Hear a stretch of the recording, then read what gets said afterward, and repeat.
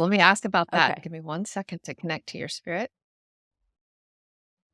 She said it's more accurate to say that it's loosening up it's more in your liver, not your kidney. So that's a little higher, right? She said it's more that it's loosening up like scale. This not to be gross, but if you're scraping scale off a fish tank, right? It's Okay. more like that is happening in your liver. And that she said holding the intent to detox she said you're good about holding the intent to detox physically and emotionally at the same time. And so because of that, your body does both, right?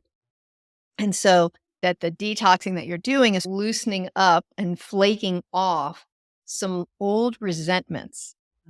And she said, so that's what you're feeling is almost like a crystallization because you can feel the kind of the scaliness and the hardness, almost like a lime calcification or something that's going on in there.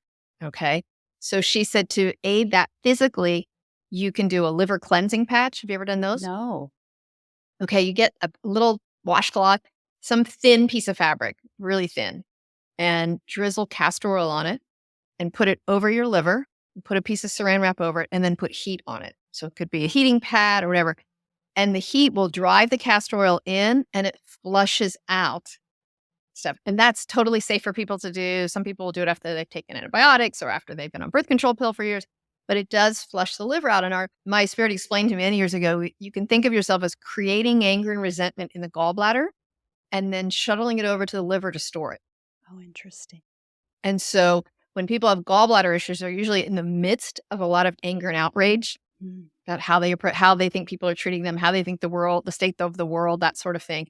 And so usually we can calm down the gallbladder issues by having them view things differently.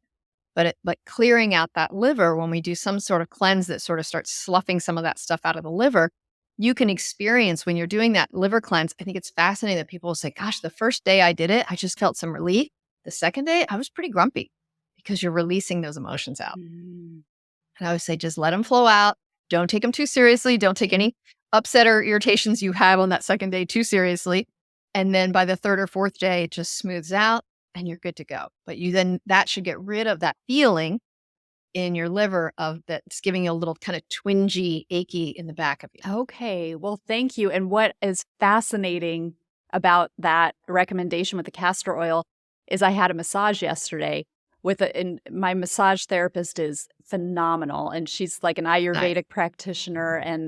And so I had told her that I'd been feeling this in my back because she's always like, well, what do you want to focus on? And sometimes I'm like, just nice, all around. And this time I was like, well, I can feel something in my back. And so as she was working on me after she reported, she's like, I felt the inflammation and it was very fibrous. And she was like, I have an herbal compress that I can get for you if you want. And so it's castor oil. And she explained exactly what you just said, where it's like, this is a castor oil. It had some herbs in it, but put it on like a flannel, put saran wrap around it. I've never heard this before until like 24 hours ago. Now 2 days in a row. Yes. And she had done that. She had a compress on it yesterday. And she's like, yeah, it really absorbed it. Like while she was working on other places, she's like, you really needed that. So it's amazing now that you're like, the only time I've ever heard that was when Sheila told me yesterday.